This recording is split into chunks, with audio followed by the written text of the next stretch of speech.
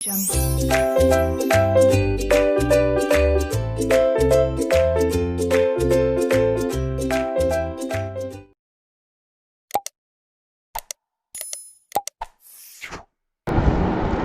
hello everyone, and welcome back to my channel named Learning to Learn. Hello So, as you can see here, this is my channel, and I usually teach commerce related theory subjects.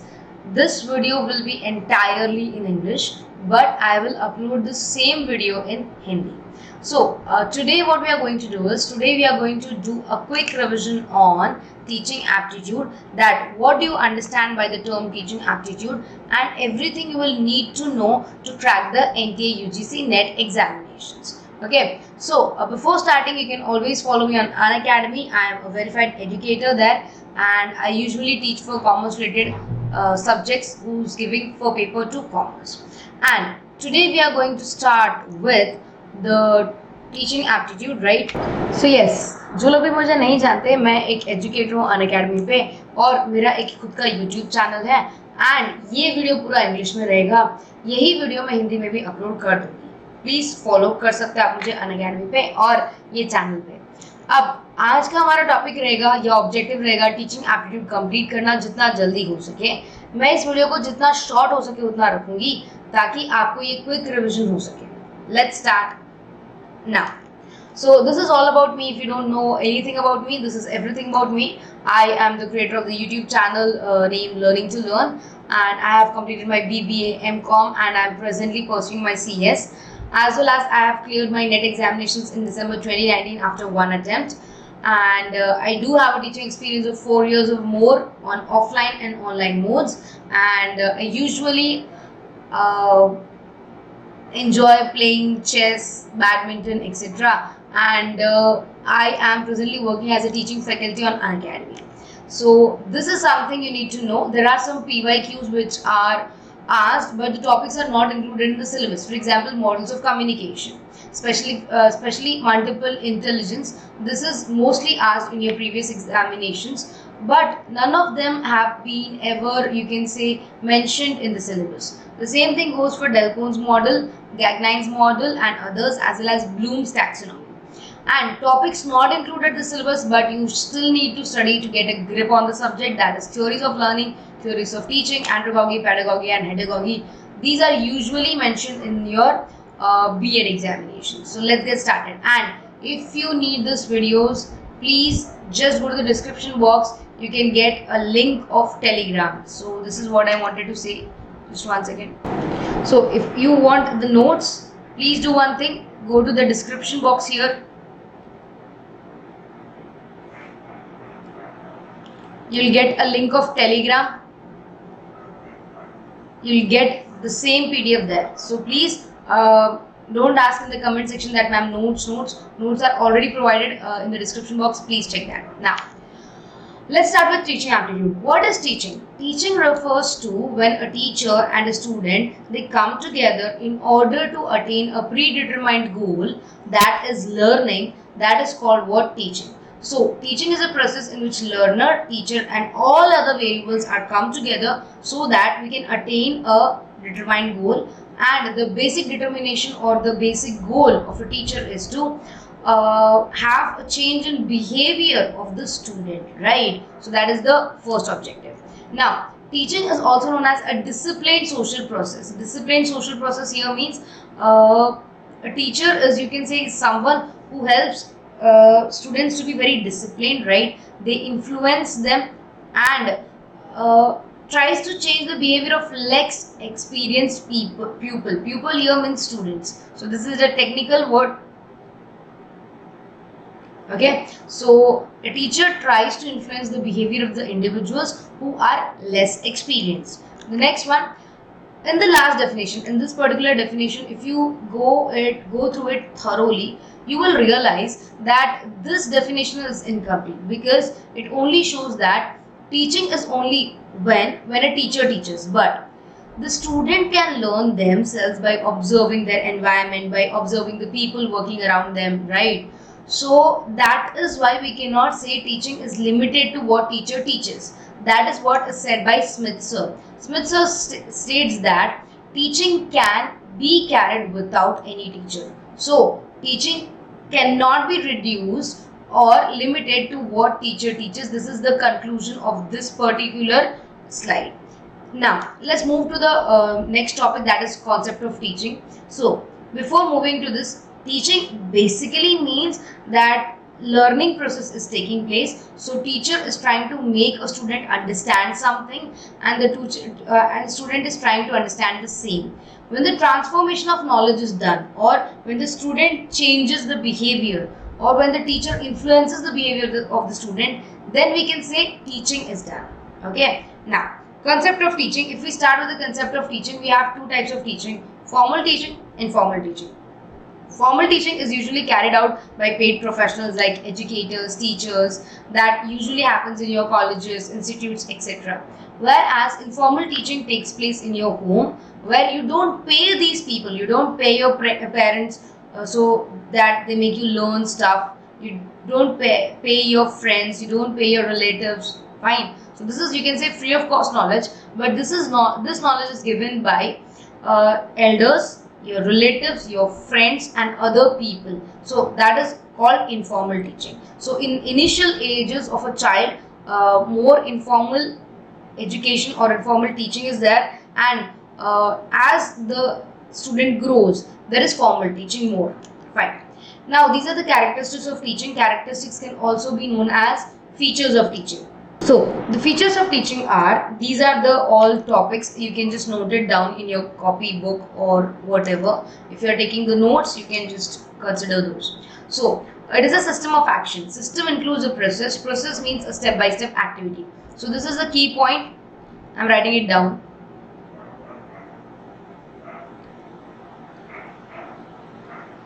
So teaching is a system of action. System means it is a step-by-step process. First, you will try to understand the student, then you will present your topic, then the student will understand, then you will evaluate the student's behavior. So this is something which is going step by step. You cannot change the sequence, nor can you shuffle the steps.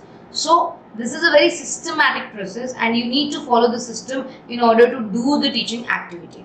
The next is, it is a professional task or professional activity. It means the people who are qualified to do so.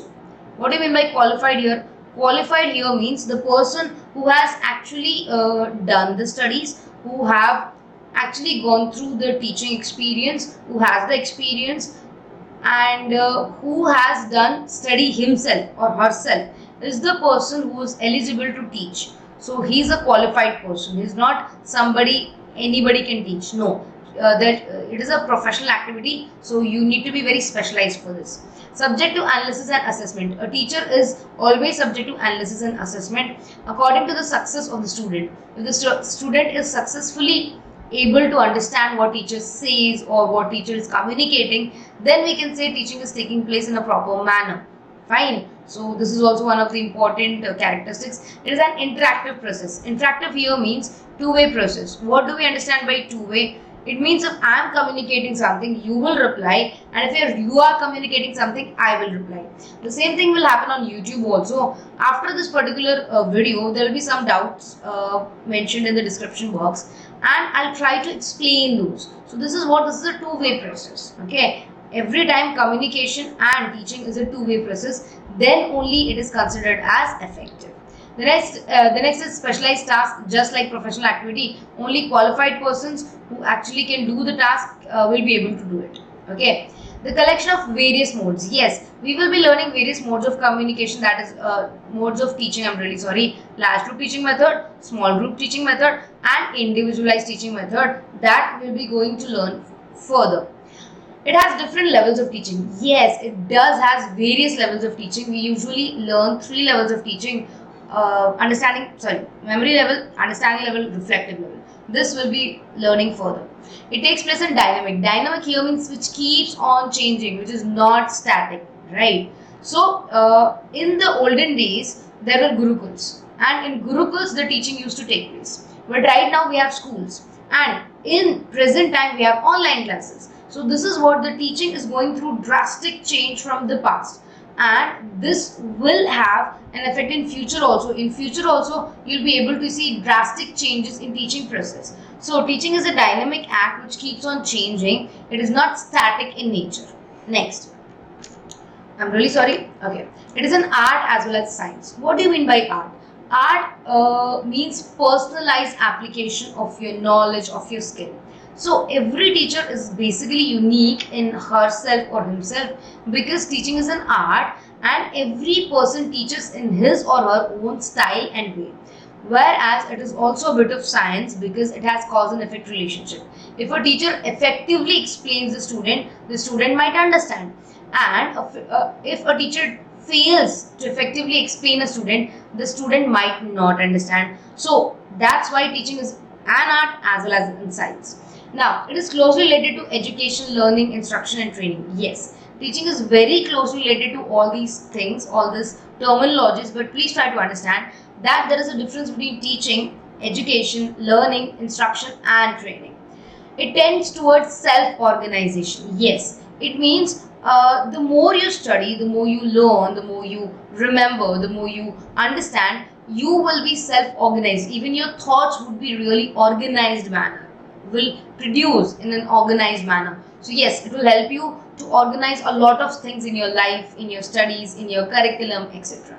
It is a social service. Why? Because teacher helps to provide a responsible, efficient member to the society, important civilian to the society.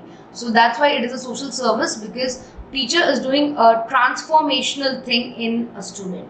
It is a continuous process. Yes, you cannot change teaching, or you cannot say that teaching ends here.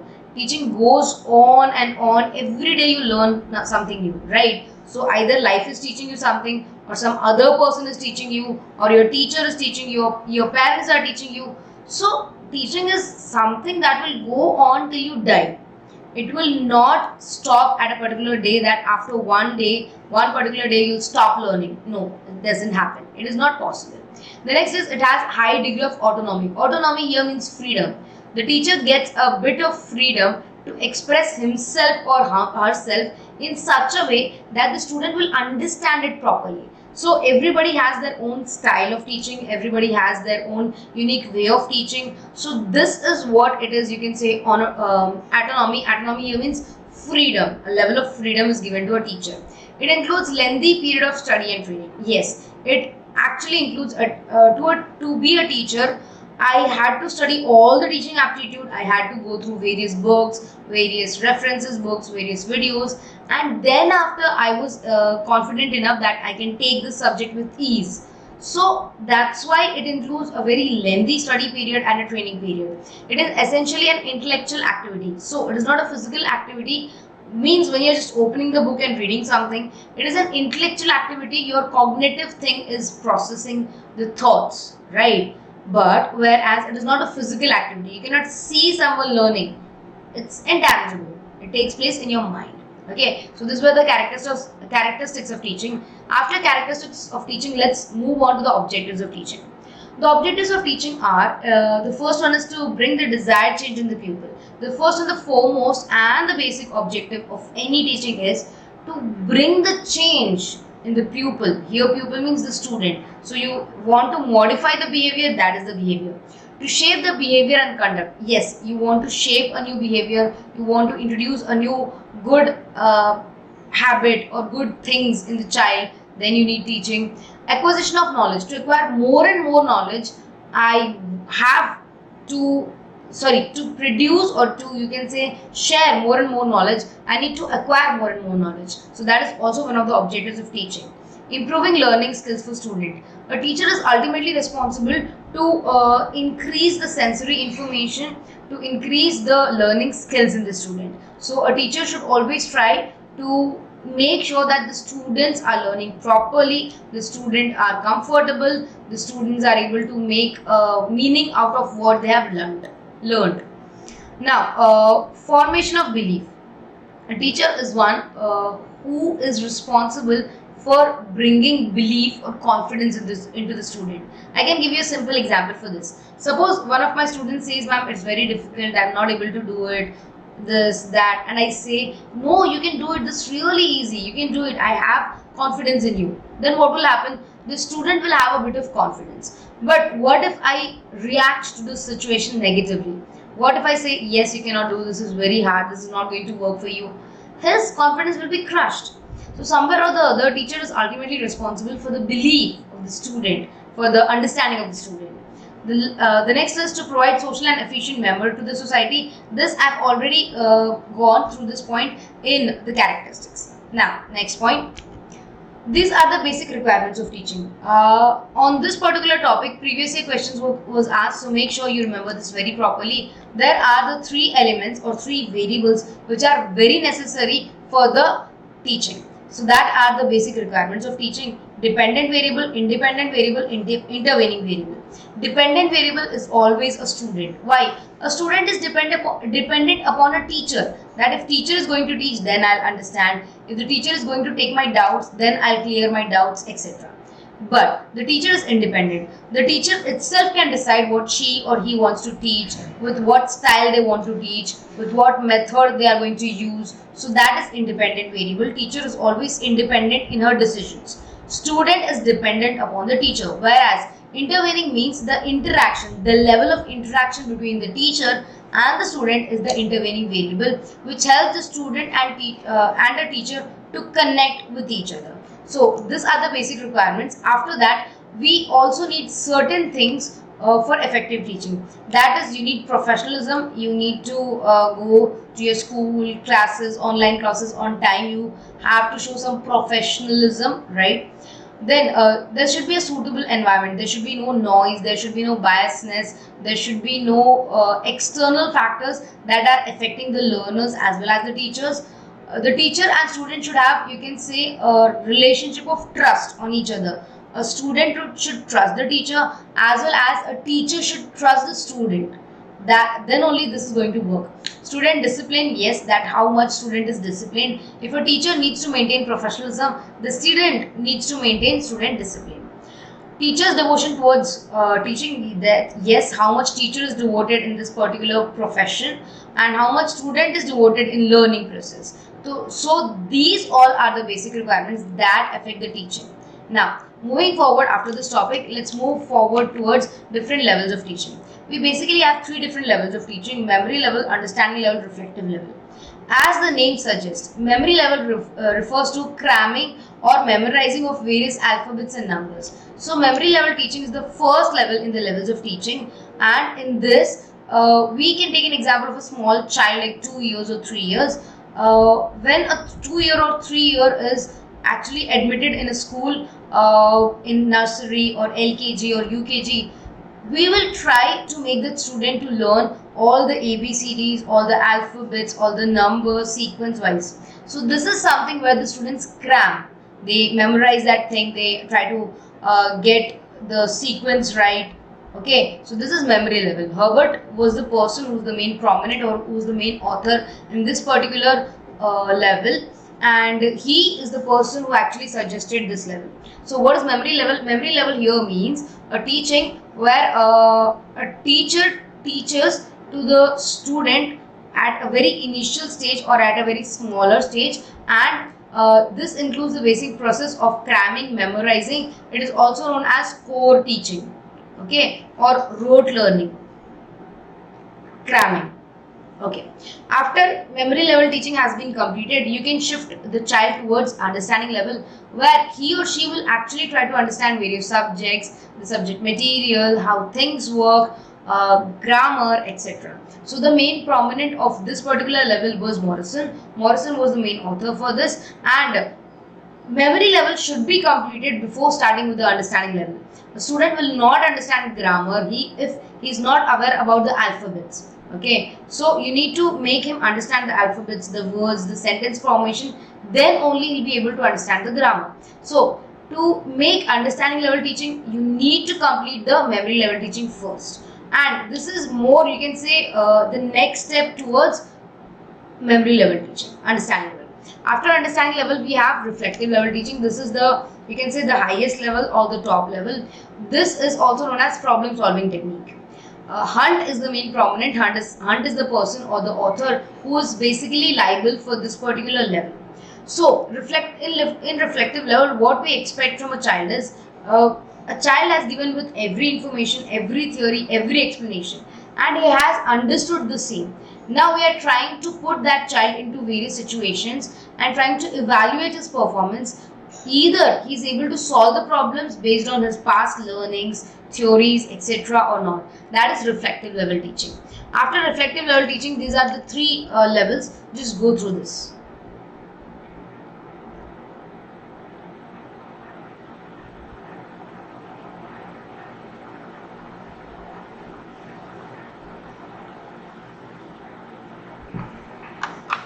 Okay, after different levels of teaching, let's move forward to the principles. Principles are the principles given here, especially in case of the teaching principles.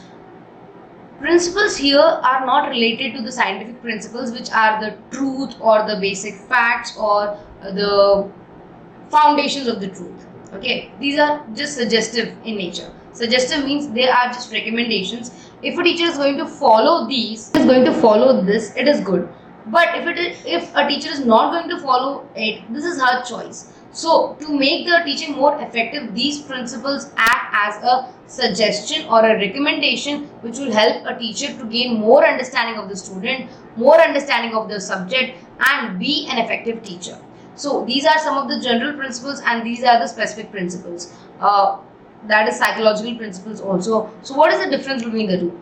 General principles are always used in each and every kind of situation, whereas psychological principles are used in certain special kind of circumstances. But as you can see, the principles are repeating themselves. So motivation is there here also and here also.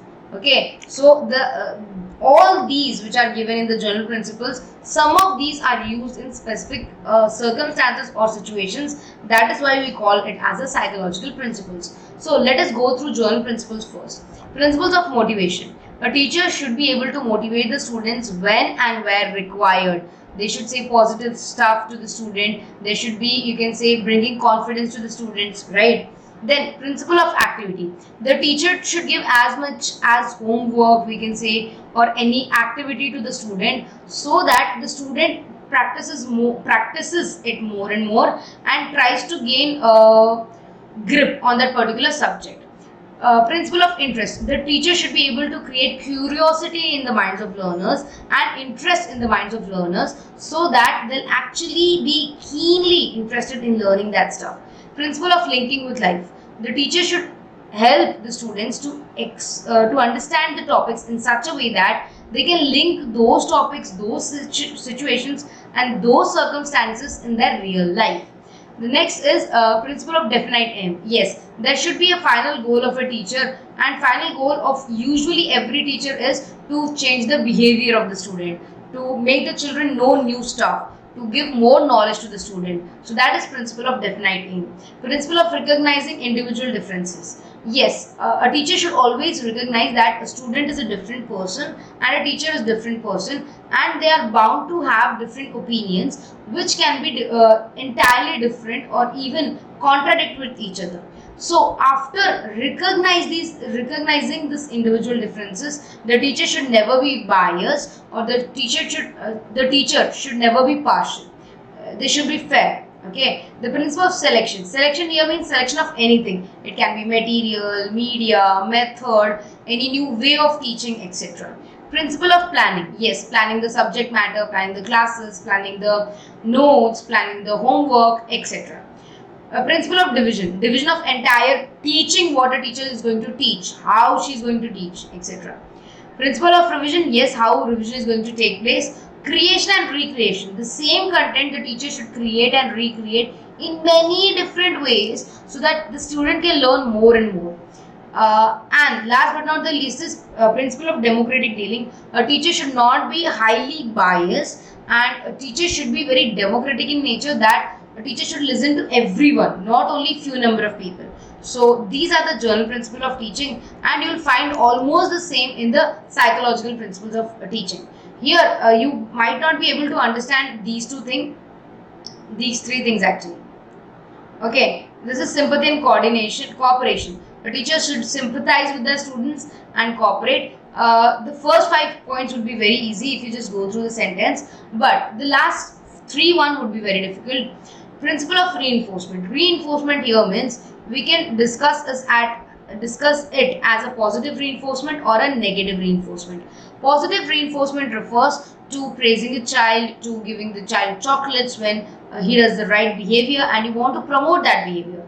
Whereas negative is, you can say, scolding the child or punishing the child so that he's discouraged to do the same activity again. So reinforcement means making a change in the student learning process by involving any positive aspects or negative aspects, so that either to discourage the behavior of the student or encourage such behavior of the student. The next is imparting to senses. A teacher should be very much interested in students learning and how does the student learn. So a teacher should try to practice, to make student practice to use their senses, their eyes, their nose, their mouth, their ears, to learn as much as possible.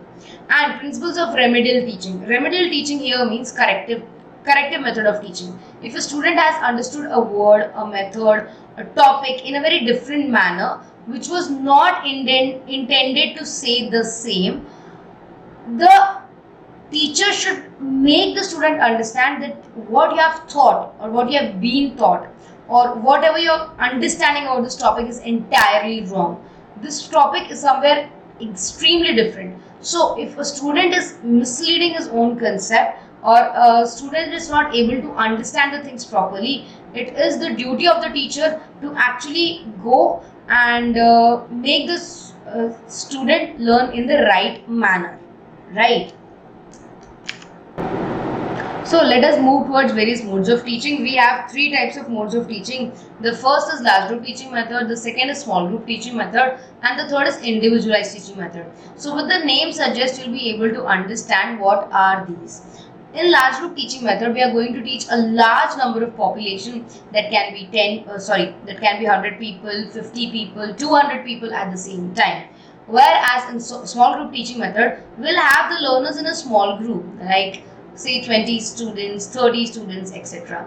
Whereas in individualized teaching method, we will make the students learn one by one. It means one teacher will make the focus, or the entire focus of one teacher is on one student. So it is more like one-to-one teaching. Now let's try to understand one by one in a detail. In large group teaching method, we usually have three methods, that is lecture method, team teaching method, and audio video. So let's try to understand the first method with an example. Have you seen the movie Munna Bhai MBBS? So if you have seen the movie Munna Bhai MBBS, when the Munna Bhai actually gets the admission in the college and is the first day of his college, he's able to see a large number of people sitting in the same class. If you just count them roughly, it is around 150 to 200 members in the same class. Okay, so that is when the Dr. Asthana, the dean, comes and introduces himself. That is large group teaching method. Large group teaching method means, especially it is a lecture method. You might have attended your lectures in your entire life, in your 10th, 12th, graduation, post-graduation. All the lectures you have attended, that is one of the lectures method we are talking about here right now. So in lecture method, a teacher is able to communicate with n number of students, and they are trying to listen to this teacher and listen to what she has to say or he has to say. The advantages are, it is highly economical because at the same point of time, a teacher is able to teach around 200 students. Whereas it is flexible, yes, if the teacher is not available, other teacher can take the class. So it is, you can say, a bit you can change.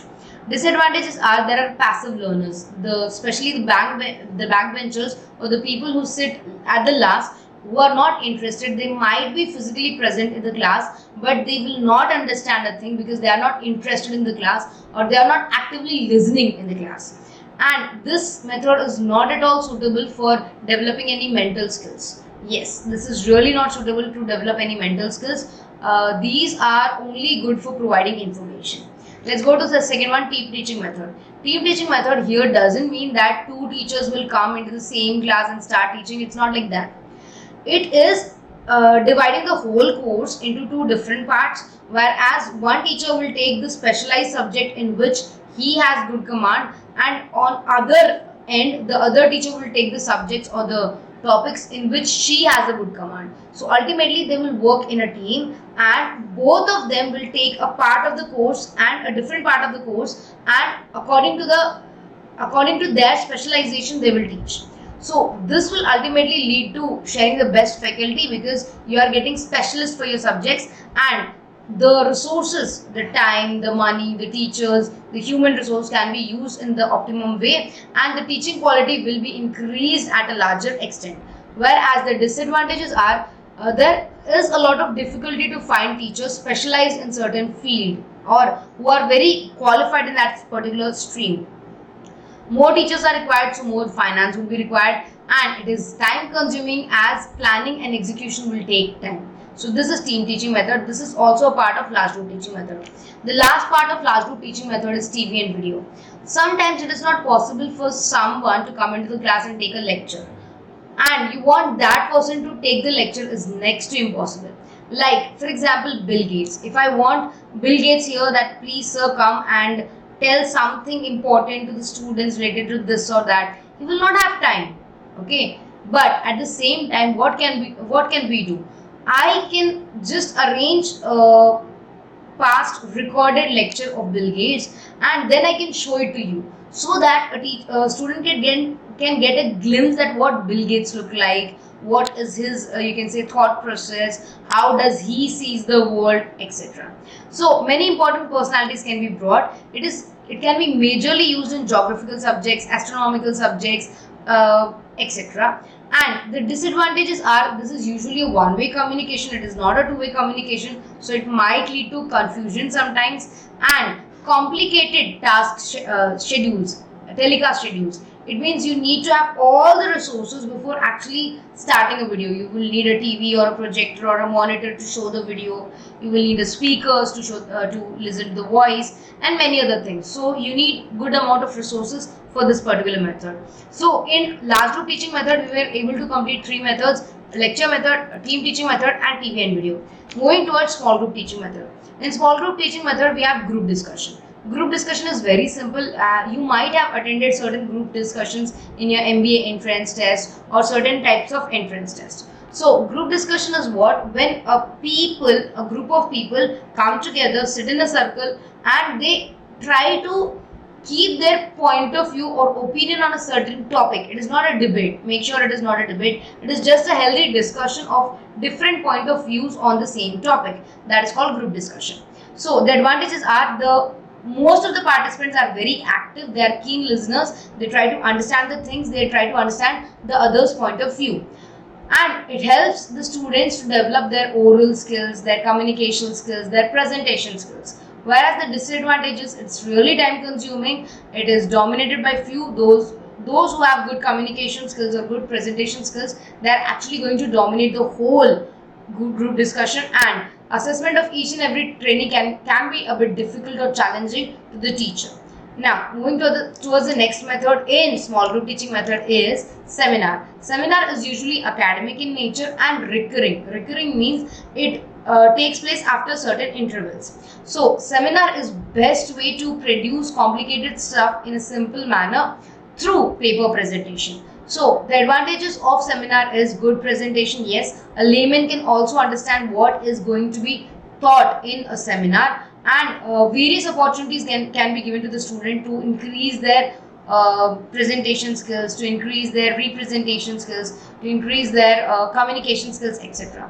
The disadvantage is it is very time consuming though, yes, and student might feel the pressure of presenting a lecture or presenting a paper, so that can be a bit stressful.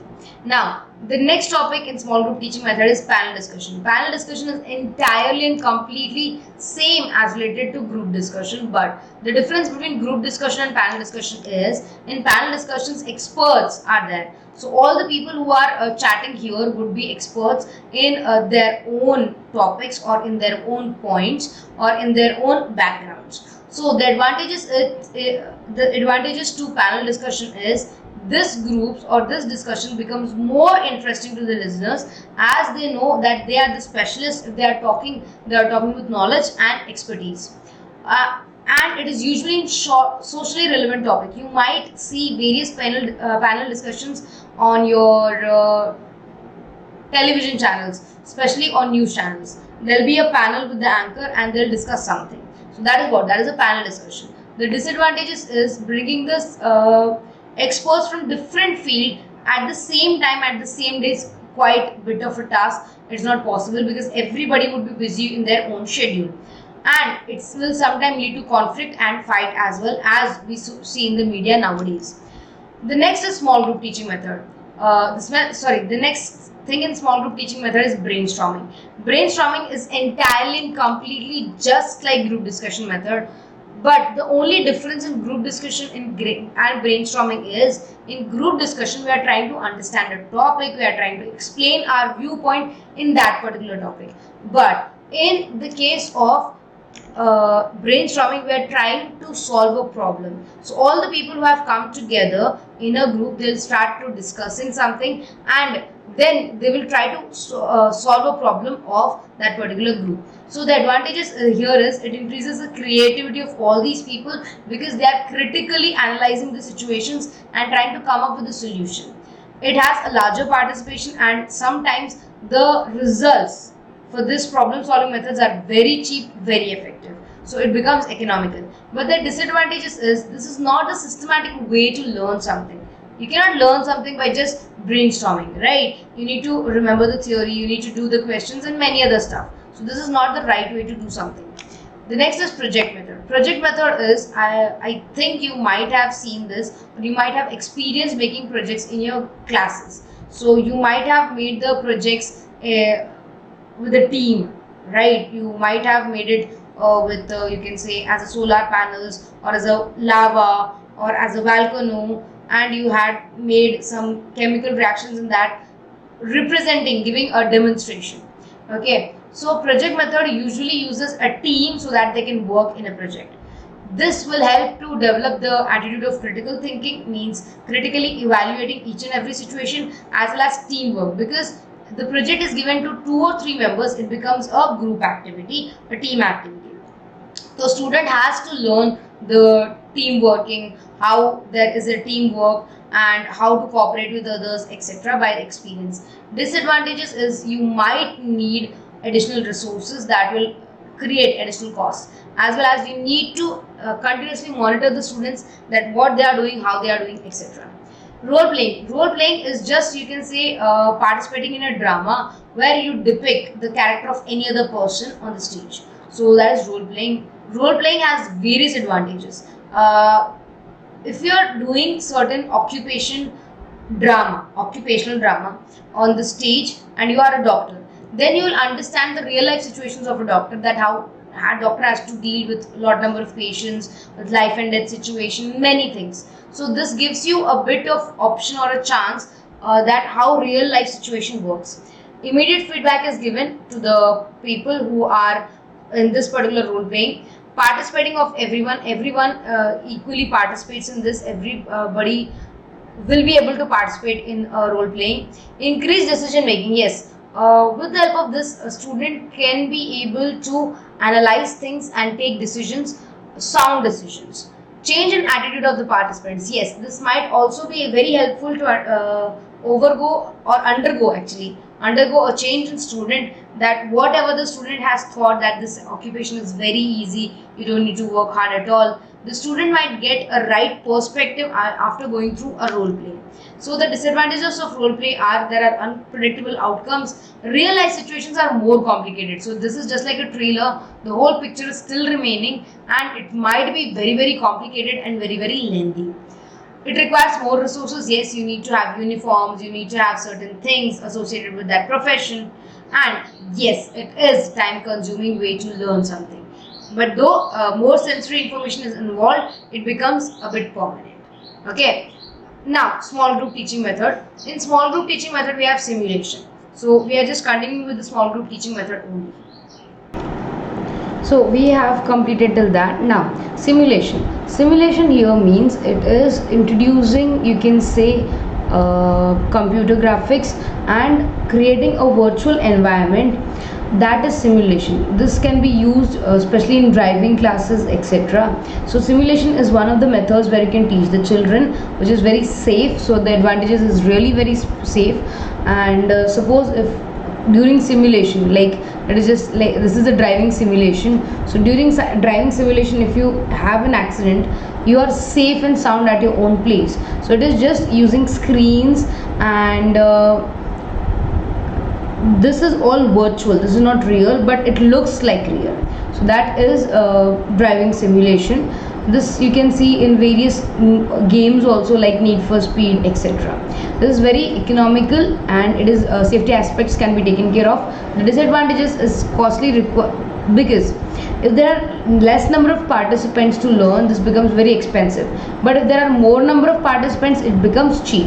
Let's go to the next point. We have tutorials. Tutorial here means personal tuitions. You might have gone to your neighbor or some of the people around you or in your colony to get personal tuitions. So these are tutorials. These are also known as personal tuitions. The advantages of these is a teacher can focus on each and every student individually, and more idea can be gained, as well as the teacher can go according to the speed of the learner, that with what speed the learner is learning. Okay, the disadvantages is it's highly time consuming. The next is demonstration method. Demonstration method is used in laboratories and experiments to understand scientific topics. So the advantages of this is we have a very active participation, and there is an abstract idea, or you can say the concept or the idea of the topic is presented in a very simple manner that is understood by the learner with very ease. So demonstration method is very effective, and it gives you the abstract to the point idea. Whereas the disadvantages is all the students will not be able to participate. So just go through your 10th or 12th when you had scientific experiments. You might be able to participate in that or might not be. The next is individualized teaching method. So all the methods we have done till now or were small group teaching method. Maybe it is group discussion, role playing, then we also had simulation, we also had personal tuitions, etc.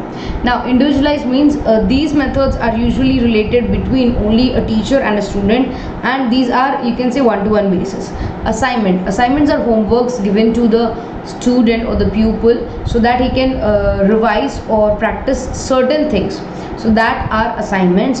The advantages is the student can work independently, and this assignment will help the student to bring up or to nurture the analytical and problem solving skills. Whereas the disadvantages are the students might copy the material from each other, which is the biggest problem in this particular method. Moving on, we have case study. Case study is a very simple technique used by MBA students and many other law students. Here what happens is a theory is presented in front of a student. Everything is explained in a simple Lucid manner. Lucid means very simple, and then a student is expected to take a decision. A situation is given, and on the basis of theory what he has learned, a student is now required to take decision. That is called case study. So the advantages are it enhances the decision making capacity of the learner, active participation, and it improves the analytical skills. Whereas the disadvantages are it requires more teachers, and it is not useful in every, you can say, subject. It requires training of the teachers. I'm really sorry, a teacher should be very good trained to use this particular method, whereas it is not useful in each and every subject.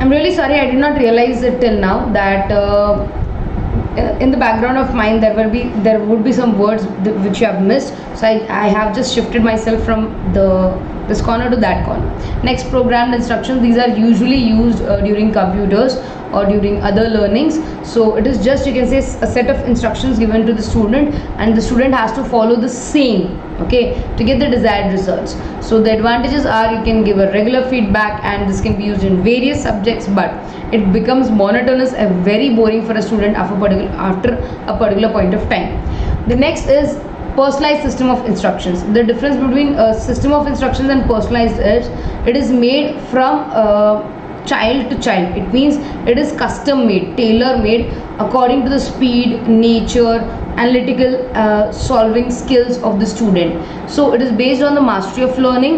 It facilitates self-paced learning, and the disadvantages are this is not possible or not useful for a course that is rapidly or continuously changing. The next is we have computer assisted learning. Have you ever learned this thing called typing master? So typing master is something that is computer assisted learning. In typing master, what do is there is a whole software that you install in your computer, and whatever the screen it is shown, whatever instructions you're given, you're going to follow that. So that is computer assisted learning. The computer exactly tells you step by step what you need to do, so you follow that. It is very flexible. It goes according to the speed of the learner. A student can take the time if he is a slow learner.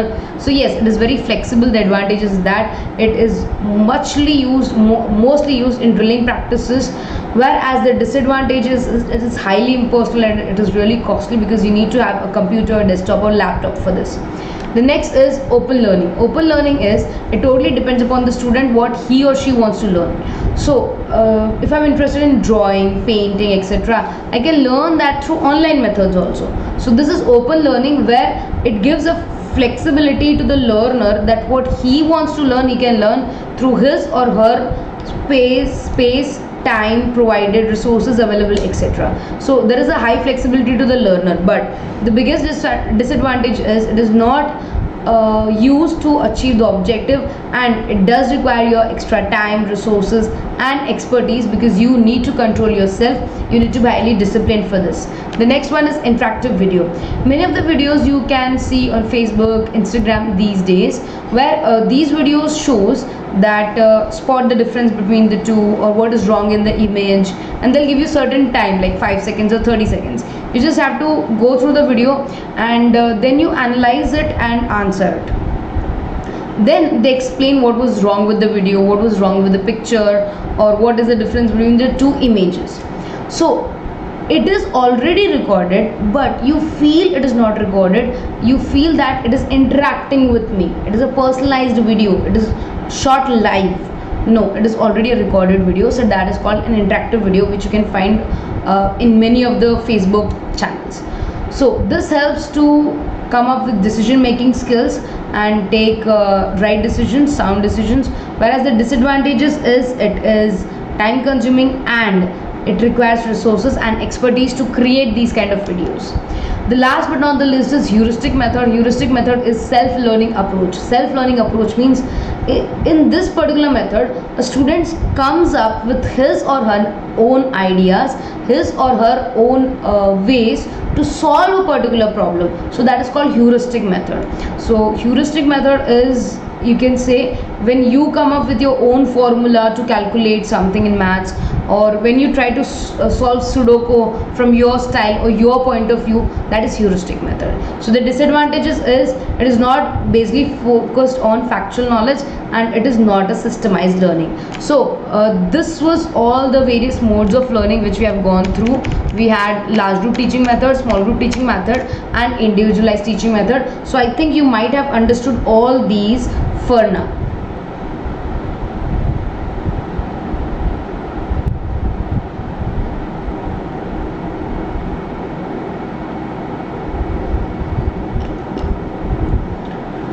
Moving forward, now we will be trying to understand the next is learning. The opposite of teaching is learning. Learning is bringing the change in the student, or learning is when a student or anybody, not even a student, anybody, even a teacher, even a housewife, even a working professional, any person tries to acquire a new skill, tries to understand a new concept, tries to gain a new knowledge. That is learning. So learning is a way through which human beings acquire new skills, knowledge, attitude, and values. The outcome of learning a new capability processed by learner. So with the help of learning, what do you get to know? You get to know about a new way a new method, a new concept, a new skill, etc. Now there are certain learner characteristics. It means if you want to be a good learner, you need to have these characteristics in yourself. So what are these characteristics? Habit of readiness. Be ready to learn. Don't be very lethargic or lazy, or else you'll not be able to become a good learner. Habit of exercise. Try to practice as many questions as possible. It can be detailed questions, MCQs questions, practice sessions, drilling sessions, math practice, etc. So the more the student practices, the less chances he'll get the answers wrong. Habit of effect. Yes, he should have a good effect on him with the help of the teachers. He should be able to understand the concepts, he should be able to understand various things, etc. Attitude. Yes, he should have a positive attitude himself, and he should believe himself. He should have good habits like getting up early in the morning, practicing more and more, taking good care of himself, eating healthy food, etc. Absence of anger. There should be limited number of anger and jealousy among the learner. If there is a lot number of anger or jealousy in the student will not be able to learn. Slow beginning and gradual development. Yes, when a student or a learner learns, he should start very slow with a small normal speed and then gradually increase the speed of the learning. Factors affecting teaching. There are certain factors that affect the teaching process. These are all the three variables. Yes, the independent variable, the teacher itself, the student, and the interaction between them.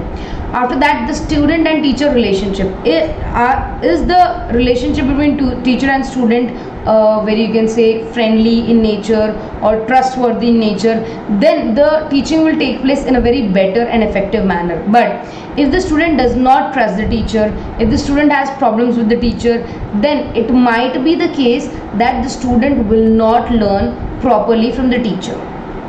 So moving on, methods of teaching used. That yes,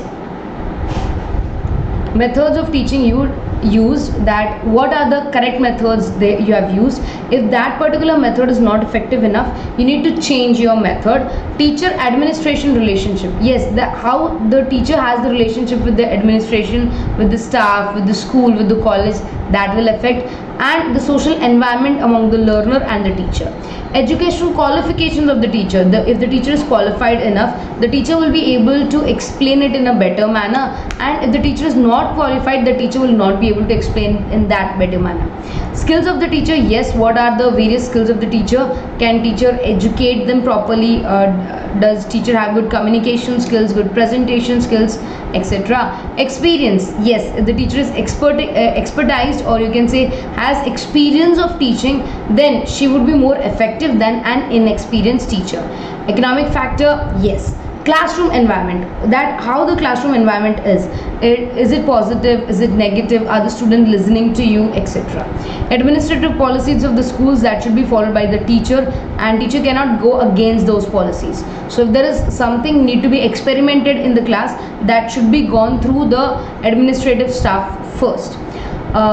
Subject matter. Yes, what exactly a teacher is teaching, and parental expectations. This also impacts a lot right now in today's scenario. Evaluation is one of the important topics you need to learn on teaching. I know it has become a very big video, and till now you might have got tired. You just can stop this video, go freshen up, have a tea, have a coffee, take a rest of 20 minutes, and then come back. Continue this video. So I know this is a very big video or a lengthy video, but of course the topics are really lot. Okay, now evaluation here means when you start evaluating the performance of the student, it means you're measuring the performance of the student, or you're testing the students for their understanding. That is called evaluation. Evaluation is really necessary to understand whether your students are getting the points or not, understanding the topics or not, they're able to absorb whatever you have taught in the classroom, etc. So evaluation is at most necessary, and there are various methods of evaluation. This is the process of evaluation. First you have objectives of teaching, that what you want to teach, and once you decide what you want to teach, you can start with the evaluation procedure. After teaching, you can give them the test, the midterms, the final exams, etc. And after the result has come out, you can ultimately think that yes, a student might have studied this or might have not studied this based on his results, and that will give you a clearer picture. These are the classification of tools and techniques of evaluation. This is really important, so make sure you remember this. We have various classifications of quantitative and qualitative. Listen to me very carefully. Quantitative here means which includes numbers. So anything which has numbers is quantitative, and when you talk about quality, there are no numbers. So in quantitative, we have oral technique. You can orally ask certain questions to the students. Written technique, you can have a written test, and practical technique, you can have a practical examination of the learner. Whereas qualitative techniques includes observation, checklist, interview, and more. Moving forward, quantitative technique. Quantitative technique can be further classified into you can say objectives. The objective types can be classified into recall and recognition. Now, what do you mean by recall? Recall means remember. For example, when did the India got independence from British? It was 15th August 1947. Okay, so what did you do? You tried to recall. So these questions, in these questions you don't get the answer, you just get a simple question or fill in the blank, and you need to come up with the answer by remembering things. So recall here means to remember, whereas recognition means to identify.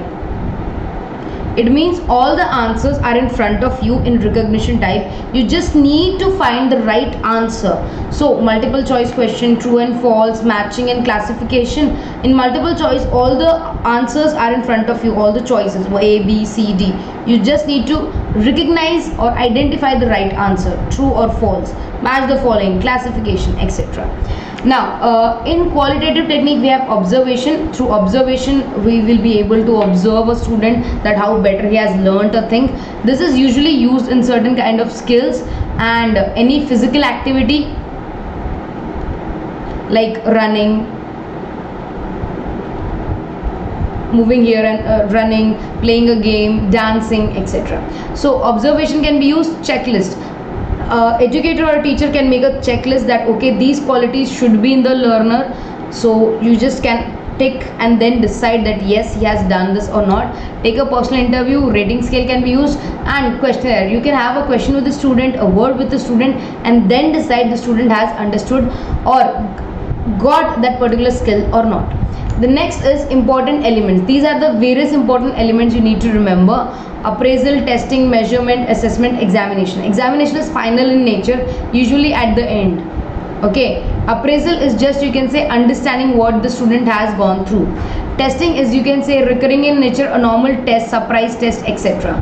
Measurement can be used by seeing that a student has completed the homework or not, a student is practicing or not, etc. So these are the various important elements. Now let's go to the formative and summative assessment. This is very important and very much asked in your examinations. So formative assessment, summative assessment, placement evaluation, diagnostic assessment, continuous assessment, comprehensive assessment, criterion assessment, and norm assessment. So this we are going to learn right now. Formative and summative. Formative is usually done during the course, and summative is done at the end of the course. You can take an example of your final exams as your summative assessment, whereas your unit test, your class test, surprise test, these are your formative assessment. Formative assessment is done to understand the student has learned the things or not, or do we need to change the teaching attitude, the teaching method, or do we need to change the classroom environment to make the student learn in a better manner.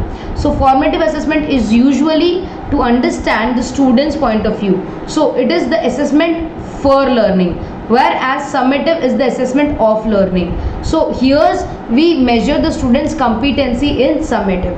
So formative, simple, it is done during the course, it is done it is morely recurring in nature, means it is going to be repeated, and it helps to evaluate the students and understand the level of learning in the student. It is usually like unit test, oral test, surprise test, etc.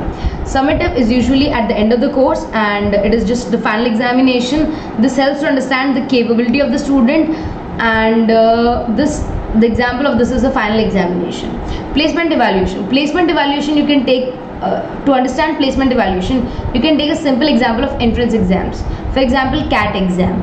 CAT is used for MBAs who want to join the MBA. They have to go through entrance examination named CAT.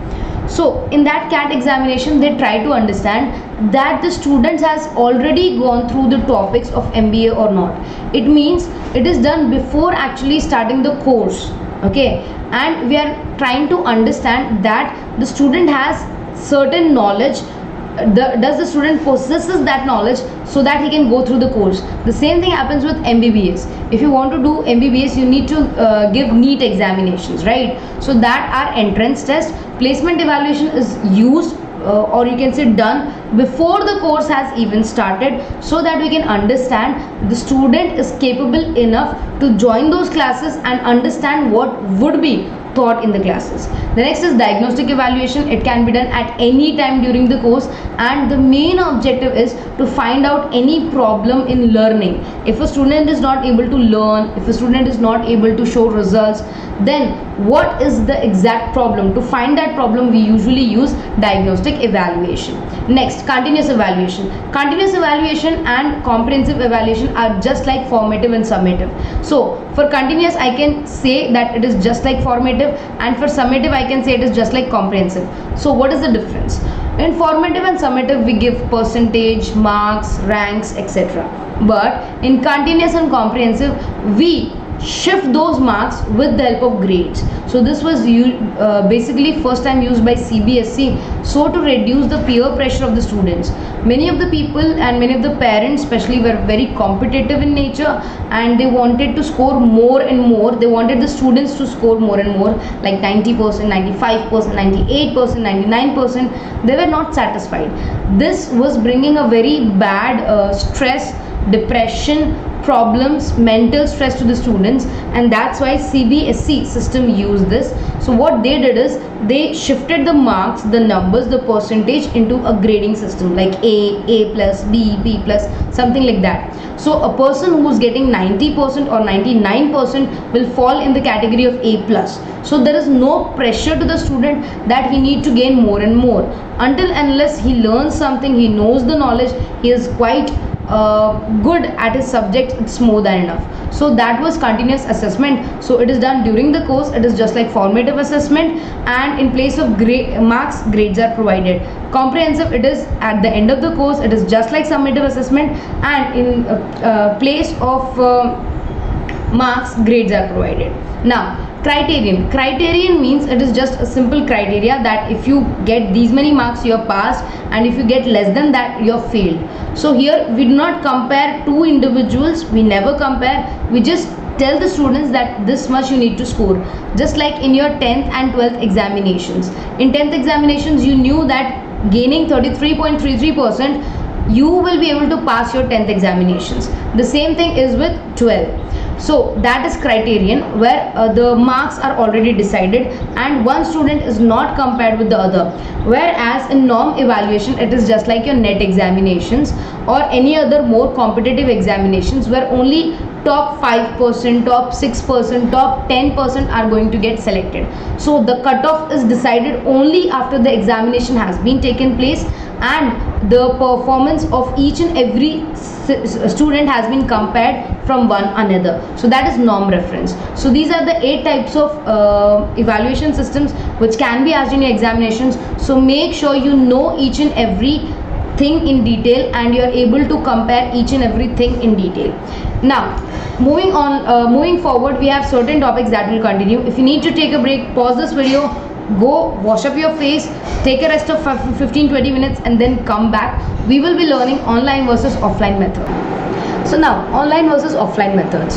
Online method is a method where you start your learning or you start your understanding from a desktop, laptop, mobile or something, and you use internet connection to access a class. It can be through YouTube channel, it can be through Unacademy or any other learning platform.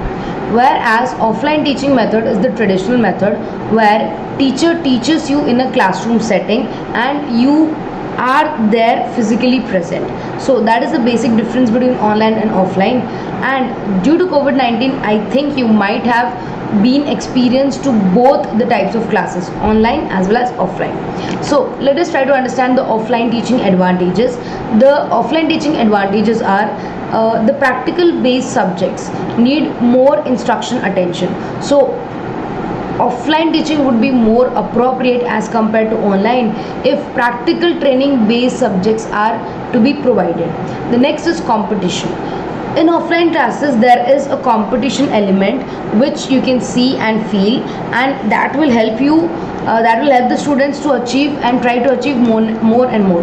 So that can be a gain in offline teaching method, but not in case of online teaching method. The next is team building. To work together in a group, you need to work in a group so that you can get that experience. So for that team building purposes, offline teaching method is far better. Face to face interaction is there, so you can get an immediate feedback. Easily you can solve the doubts. You can just ask the teacher, and teacher will easily be able to answer your questions. There is a continuous monitoring of the student, that what a student is doing, how the student is behaving, what are his facial expressions, is he getting is he getting to understand the points or not. Whereas it also gives you a good environment for study, because there is a physical competition you can go through or you can see. Whereas there are certain limitations. Students are entirely dependent on a particular teacher, whereas on online methods you can find various teachers teaching the same content, and you can switch from one class to another so that you can attend the same content in a different manner explained by a different teacher. So offline method, there is only one single teacher and you have to be dependent on that particular teacher only. There is no other option. Favoritism, yes, there can be certain chances of favoritism, even certain chance of biasness between the students by the teacher. That is, you can say, a negative point. Negative groups can be there who can help you to indulge in negative activities, negative habits like drinking, smoking, etc., which is very bad for your studies as well as for your character in the future. The next is extracurricular activities distort your students flow of information. There are many activities taking place in the school, that is annual function, teachers day function, children day function. For that you need to practice certain things like dance, singing, etc., and at that time you might skip your classes. That will cost you. The next is, of course, it is costly. Costly means you need to pay the fees, you need to stitch your uniform, you need to get enrolled into the classes, you need to pay for the transportation.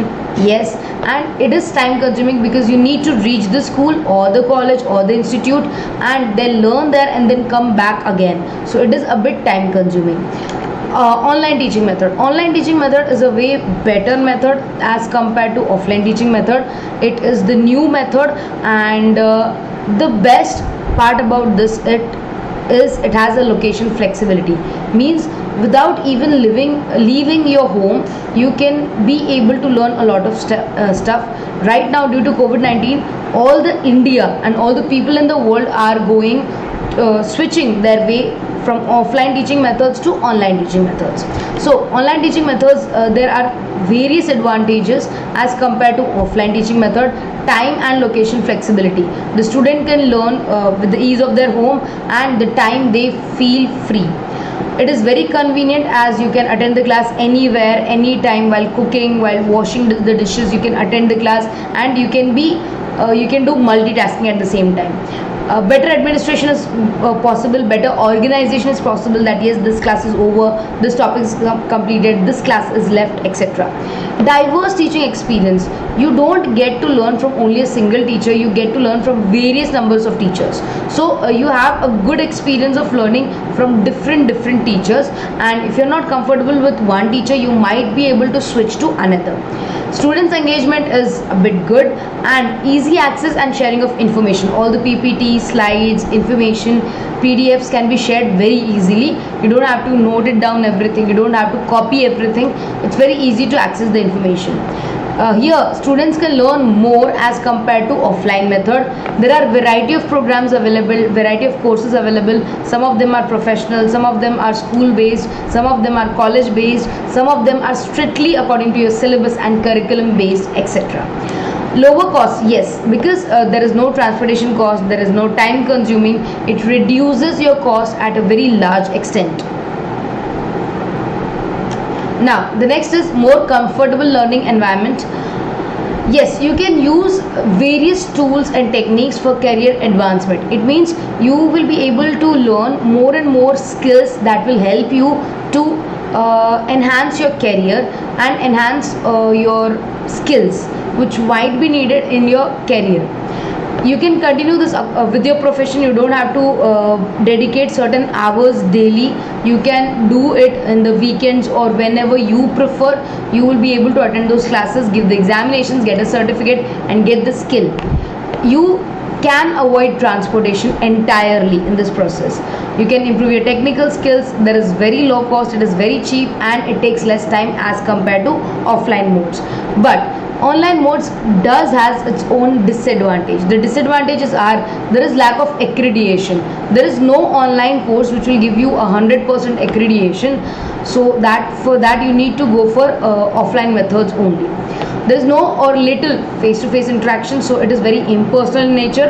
Intense requirement, a student should be very much self-disciplined, self-directed, then only he will be able to gain the advantage of online teaching. If the student is lethargic or is not self-disciplined, then online teaching will not be helpful for him. Isolation, yes, a student might feel isolated or alone. That is the problem. There are all ready-made answers, so the student might not work hard or might not have the curiosity to find the answers. There is less creativity and more instructions. It is very tough for a student who is isolated in his home to find the good environment to study. Whereas in offline mode, there is a good environment to study because everybody is studying. You're viewing them every day. You're seeing that they are learning more, they are experiencing more, they are getting more and more knowledge. You get into competition. Whereas in online mode, there is no virtual competition. You can see no visual competition available to you. So that is why what can be the problem? The problem can be there are lesser good environment for study. Difficulty to choose the best course. Yes, there are n number of courses available. You need to choose only one of them, so it becomes very difficult. And there is lot of information overload. There is n number of classes, n number of informations are there, so you might get confused what to choose, what to study, what not to study. Now these are the three important modes of teaching online, which is given in your syllabus separately and you need to remember one by one. So the first point for now is MOOC and SWAYAM and SWAYAMPRABHA. These three are specifically mentioned in your syllabus and you need to learn them separately. The first is MOOC. What is MOOC? MOOC is massive open online courses. These are freely available online courses that anybody can enroll. So MOOC provides free online courses and certain times it is also paid. You can enroll those and get the benefit. You can get you can say you can improve your skills. You are this is more affordable, this is more flexible, and certain courses are free of cost. You don't need to pay a penny for that, and certain courses are paid. The next is SWAYAM. SWAYAM is a digital initiative given by Government of India, that too Ministry of Human Resource Development Department, I mean. So SWAYAM, the full form of SWAYAM is Study Web Active Young Aspirant Minds. Study Webs, yes, this is I think the full form. Yes, and this is a program initiated by Government of India and it is mainly there to achieve the three cardinal principles, that is education policy, what? Access, equity and quality. So SWAYAM is basically an online platform. This is the online platform of SWAYAM. You can just go there and register yourself and you'll be able to access to n number of videos related to college studies, school studies, 12th studies, etc. So that is what SWAYAM is.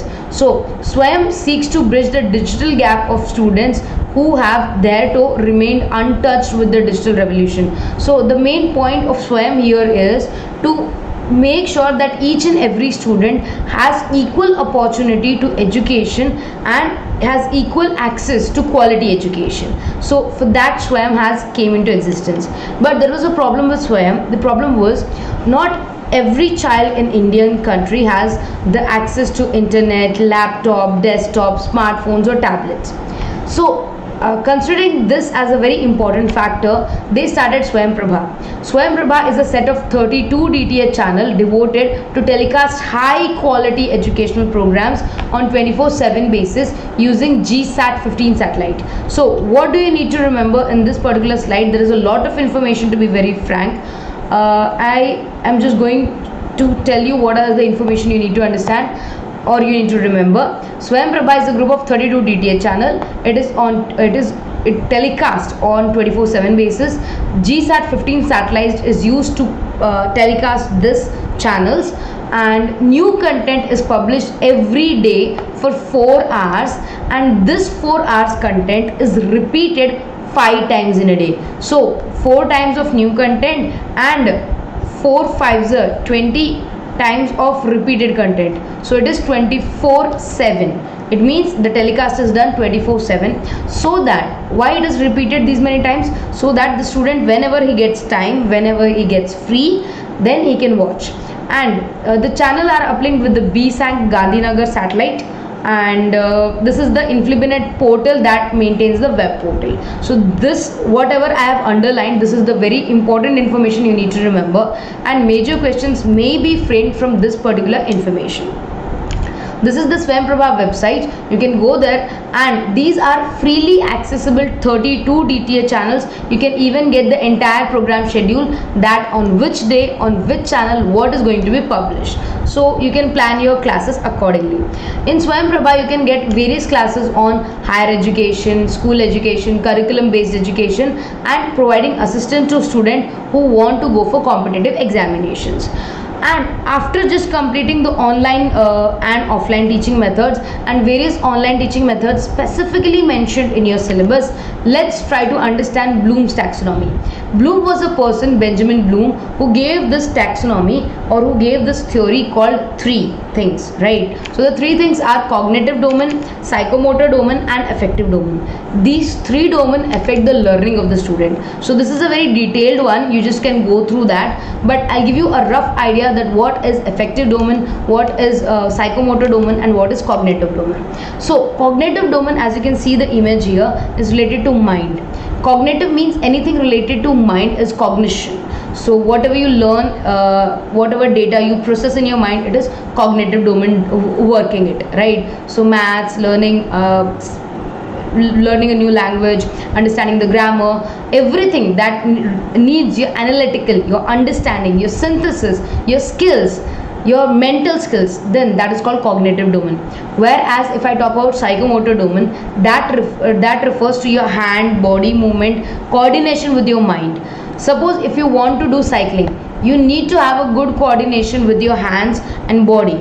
If you're not hands and mind, if you're not able to coordinate your hands with your mind, or if due to some reasons you are you can say handicapped and you are not able to use your hands or legs, you will not be able to achieve the skill. So psychomotor domain is related to the physical structure of the body, the physical working of the body, and the physical skills along with the connection of cognitive domain. Okay, so the you can say coordination between your mind and body is psychomotor domain. Psychomotor domain is used to learn skills. This is used to learn, you can say, intellectual things, like you can say any concept, any theories, any subjects. Okay, whereas psychomotor is used to learn a new skill, drawing, painting, coloring, cycling, driving, etc. Whereas affective domain is related to your attitude. It is related to your feelings, that how you feel, and due to those feelings, due to those you can say attitude, you might learn in a better way or you might end up learning in a bad way. So that is affective domain, that also affects your learning. So Benjamin Search said that there are 3 domains to study. or three domains through which a learner learns. The first is cognitive domain through his mind, the second is psychomotor domain through his skill, through his body, and the third is affective domain through his attitude or through his feelings.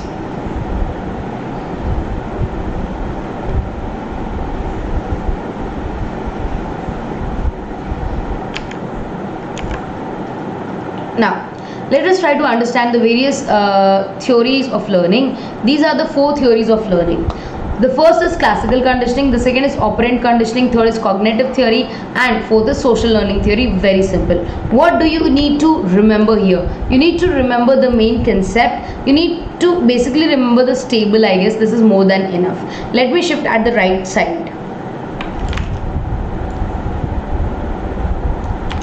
Okay, so you'll be able to see that side of the you can say video, okay, or the slide. And don't worry, this slide is available on Telegram, so just go to the description box below. I'll provide you a link, and if you open the link, you'll find the entire PDF there, so you can download it for future reference. So what is classical conditioning? Classical conditioning was the first theory given by Russian psychosociologist, that is Ivan Pavlov. Pavlov sir said that the student will learn only basis of conditioning. That if you provide new stimulus here means a new situation, new action, new circumstance, that is called a stimulus. If you create a new situation in front of student, after a certain period of time, he will start responding in the way you want him to respond. He took an example of a dog. Suppose a dog is presented with the food. So food is a stimulus here. As soon as you provide him the food, he will generate saliva in his mouth, okay, and he will feel hungry. At the same time, what Pavlov sir did is he tried to exchange that food with the help of a bell. So what Pavlov sir did here is he started to ring the bell before giving the food to the dog.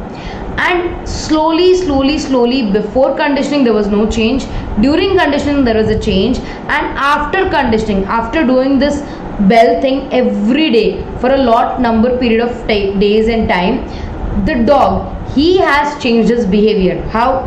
Now the next time Pavlov sir ringed a bell, as soon as he ringed the bell, the dog started to you can say in his mouth there was saliva, so he was very hungry. Why that happened? Because he tried to change the behavior of the dog, and that was possible because of the stimulus brought to him, and the response which was changed, the dog response was changed, his response was changed from food to bell. So as soon as the bell rings, there is an immediate message in the dog's mind that yes, I'm going to get food now. So instead of watching the food first, as soon as he hears the bell, he starts generating saliva in his mouth. So this was told by the classical conditioning theory given by Pavlov sir. Now operant theory, this was given by B.F. Skinner in the year 1938, and this is based on rewards and punishment, which is highly used in various sections of the society, even in India and even in other parts of the world.